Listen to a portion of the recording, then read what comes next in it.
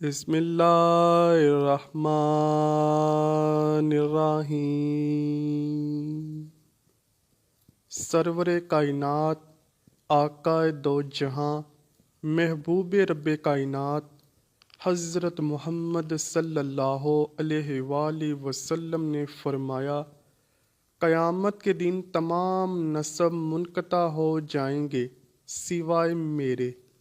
ہر بیٹے کی نسبت باپ کی طرف ہوتی ہے سوائے اولاد فاطمہ کے، کیونکہ ان کا باپ بھی میں ہوں اور ان کا نسب بھی میں ہی ہوں۔ ناظرین گرامی، ہمارے پیارے نبی کی پیاری اور لاڈلی بیٹی کہ جن کے استقبال کے لیے رسول اللہ صلی اللہ علیہ وآلہ وسلم خود اٹھ کر اپنی چادر مبارک بچھا کر اپنی جگہ پر بٹھایا کرتے، جن کے پیدا ہونے پر تمام جہانوں کی عورتوں کو عزت ملی، جن کی پرورش پر لوگوں کو پتہ چلا کہ بیٹیاں تو باعث رحمت اور عزت ہوتی ہیں، جن کے نکاح کا فیصلہ اللہ پاک نے خود کیا، جن کے بارے میں نبی کریم صلی اللہ علیہ وآلہ وسلم نے فرمایا کہ فاطمہ میرے جسم کا ٹکڑا ہے، جس نے اسے تکلیف پہنچائی اس نے مجھے تکلیف پہنچائی۔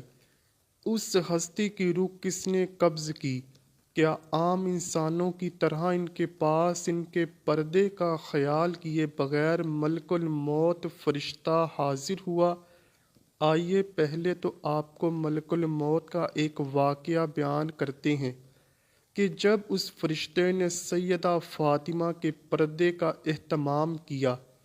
ناظرین گرامی، حضرت بی بی سیدہ فاطمہ فرماتی ہیں کہ میں حضور صلی اللہ علیہ وآلہ وسلم کے سرہانے بیٹھی تھی کہ کسی شخص نے کہا السلام علیکم اور پھر اندر آنے کی اجازت طلب کی۔ میں نے کہا اے اللہ کے بندے، اللہ تمہیں بیمار پرسی کی جزائے خیر دے۔ رسول اللہ صلی اللہ علیہ وآلہ وسلم کو آرام کرنے دو۔ آپ صلی اللہ علیہ وآلہ وسلم عبادت میں مشغول ہیں۔ آنے والے نے بلند آواز سے کہا مجھے اندر آنے کی اجازت دے دیں۔ اسی اثناء میں حضور صلی اللہ علیہ وآلہ وسلم کی آنکھیں کھلیں تو حضور صلی اللہ علیہ وآلہ وسلم نے حضرت فاطمہ سے فرمایا تمہیں پتہ ہے تم کس سے باتیں کر رہی ہو؟ میں نے کہا نہیں۔ حضور صلی اللہ علیہ وآلہ وسلم نے فرمایا وہ ملک الموت ہیں، انہیں اندر آنے دو اور خود پردے میں چلی جائیں۔ پیارے دوستوں، نبی کی لاڈلی بیٹی شرم و حیا کی پیکر کی طرف جب ملک الموت روانہ ہوئے تو اس واقعے کی تفصیل تفسیر روح البیان میں بیان کی گئی ہے۔ آپ ایسی پردہ دار تھیں کہ کبھی کسی غیر محرم نے آپ کا چہرہ تک نہ دیکھا تھا۔ آپ کی حیا کا خیال تو سورج نے بھی رکھا کہ ایک بار حضرت فاطمہ کے سر سے دوپٹہ سرک گیا تو سورج بھی یہ دیکھنے سے پہلے بادلوں میں چھپ گیا۔ کبھی بھی ملائکہ بنا اجازت حضور اکرم صلی اللہ علیہ وآلہ وسلم کے گھر میں نہ آئے کہ کہیں بے پردگی نہ ہو جائے۔ حضرت فاطمہ پردے کی نہایت پابند تھی اور حد درجہ حیادار خاتون تھیں۔ ایک بار حضور صلی اللہ علیہ وآلہ وسلم نے ان سے پوچھا بیٹی عورت کی سب سے اچھی صفت کون سی ہے؟ حضرت فاطمہ نے عرض کی عورت کی سب سے اعلیٰ خوبی یہ ہے کہ نہ وہ کسی غیر مرد کو دیکھے اور نہ کوئی غیر مرد اس کو دیکھے۔ حضرت فاطمہ پر اپنے والد کی وفات کا اس قدر غلبہ ہوا کہ لبوں پر مسکراہٹ ختم ہو گئی، اور جب تک آپ زندہ رہیں آپ کو صرف ایک بار مسکراتے ہوئے دیکھا گیا۔ آپ کے مسکرانے کا واقعہ کچھ یوں ہے کہ حضرت فاطمہ کو یہ تشویش تھی کہ عمر بھر تو غیر مردوں کی نظروں سے خود کو بچائے رکھا، اب کہیں بعد وفات میرے کفن پوش لاش پر لوگوں کی نظر نہ پڑ جائے۔ ایک موقع پر حضرت اسماء بنت امیس نے کہا کہ میں نے حبشہ میں دیکھا ہے کہ جنازے پر درخت کی شاخیں باندھ کر ایک ڈولی جیسی صورت بنا کر اس پہ پردہ ڈال دیتے ہیں، پھر انہوں نے کھجور کی شاخیں منگوا کر انہیں جوڑ کر اس پر کپڑا تان کر سیدہ خاتون جنت کو دکھایا۔ اس سے آپ بہت خوش ہوئیں اور لبوں پر مسکراہٹ آ گئی۔ حضرت ابو ایوب انصاری رضی اللہ تعالیٰ عنہ سے روایت ہے کہ روز قیامت عرش کی گہرائیوں سے ایک ندا دینے والا آواز دے گا، اے محشر والو، اپنے سروں کو جھکا لو اور اپنی نگاہیں نیچی کر لو تاکہ فاطمہ بنت محمد صلی اللہ علیہ وآلہ وسلم پل صراط سے گزر جائیں۔ پس آپ گزر جائیں گی اور آپ کے ساتھ حور عین میں سے چمکتی بجلیوں کی طرح 70,000 خادمائیں ہوں گی۔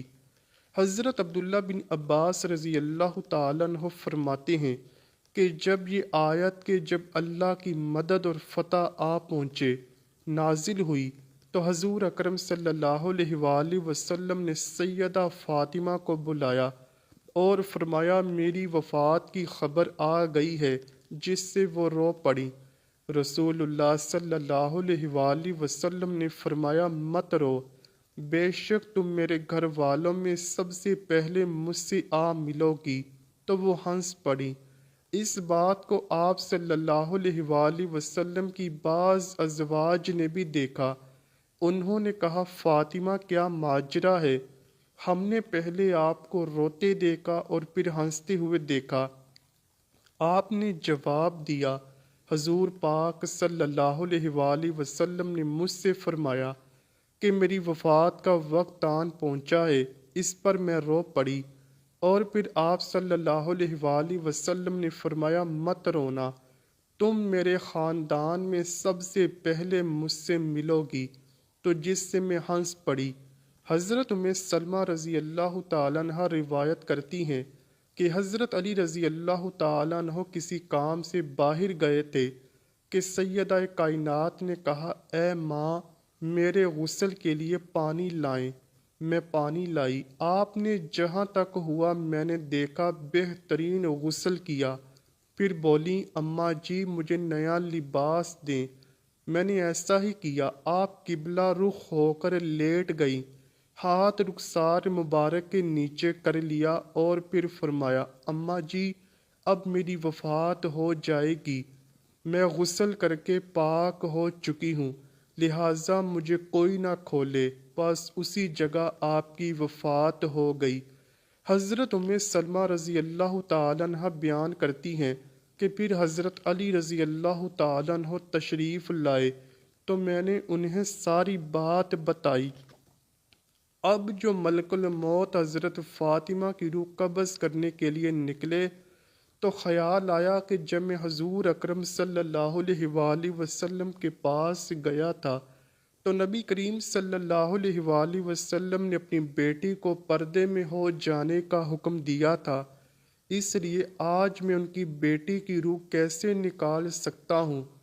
تفسیر روح البیان میں یہ واقعہ ہے کہ جب ملک الموت دختر رسول فخر کائنات پیکر شرم و حیا حضرت بی بی فاطمہ کی روح قبض کرنے کے لیے آیا تو آ کر دروازے پر دستک دی اور آنے کا مقصد بتایا، جس پر سیدہ فاطمہ نے فرمایا میرے پردے کا احترام کیا جائے۔ فرشتہ اللہ پاک کی بارگاہ میں حاضر ہوا تو پھر اللہ پاک نے خود ان کی روح قبض کی۔ یہاں سوال یہ پیدا ہوتا ہے کیا اللہ پاک بھی روح قبض کرتا ہے؟ موت کے موضوع پر قرآن کریم میں 3 اہم آیات ہیں جن میں اللہ پاک نے موت کے وقت روح کے قبض ہونے کا بیان فرمایا ہے۔ پہلی آیت میں اللہ پاک فرماتا ہے جب تم میں سے کسی کی موت آتی ہے تو ہمارے فرشتے جو جان نکالنے پر مقرر ہیں وہ روح قبض کر لیتے ہیں۔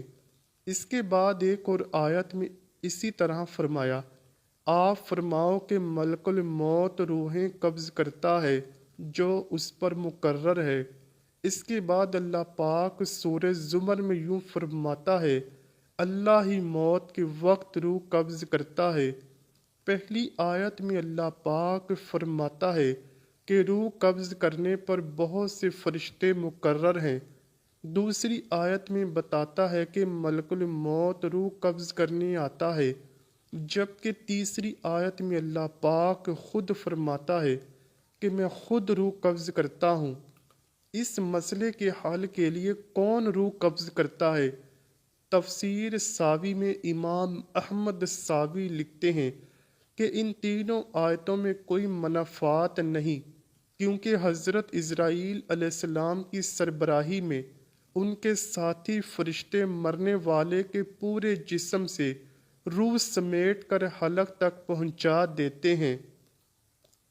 پھر حضرت اسرائیل علیہ السلام روح کو حلق سے اپنے قبضے میں کر لیتے ہیں، اس لیے انہیں روح قبض کرنے والا کہا جاتا ہے۔